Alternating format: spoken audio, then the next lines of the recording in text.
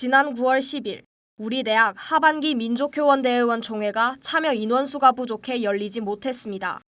전체 대의원 159명 중 56명만 참석해 회의 개회를 위한 최소 정원인 62명을 채우지 못한 겁니다. 이번 사태는 학생 자치 운영의 위기를 보여주며 학생 사회에 큰 충격을 주고 있습니다.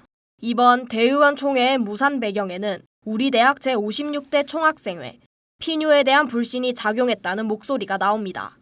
지난 3월 발생한 총학생회장의 막말 정치인 응원 논란에 이어 상반기 공약 이행률 저조로 인해 총학이 학생 사회의 신뢰를 잃은 것이 아니냐는 겁니다.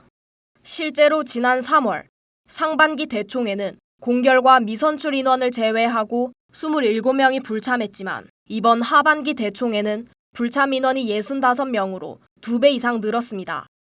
대의원 A씨는 채널 PNU와의 인터뷰를 통해 1학기 때 학생들의 여론도 좋지 않았고 에브리타임에 총학 공약 불이행 얘기 등이 나오고 있다며 대의원들이 불참하는 것이 당연한 수순처럼 생각된다고 말했습니다.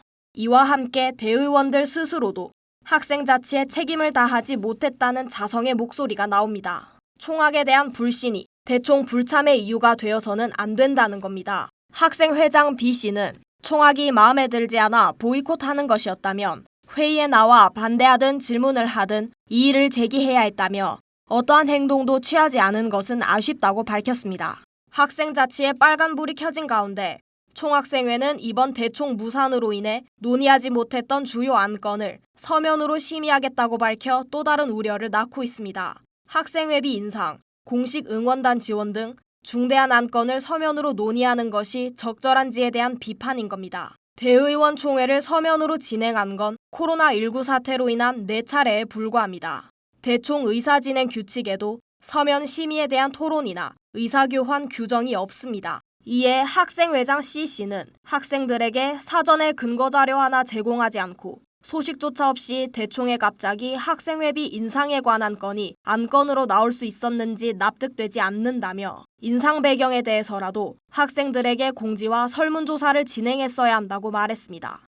학생회장인 D씨 역시 왜 다시 소집하지 않고 서면으로 의결을 보는지 의문스럽다며 같은 공간에서 즉각적으로 표출되는 이의가 중요하다고 생각한다고 전했습니다.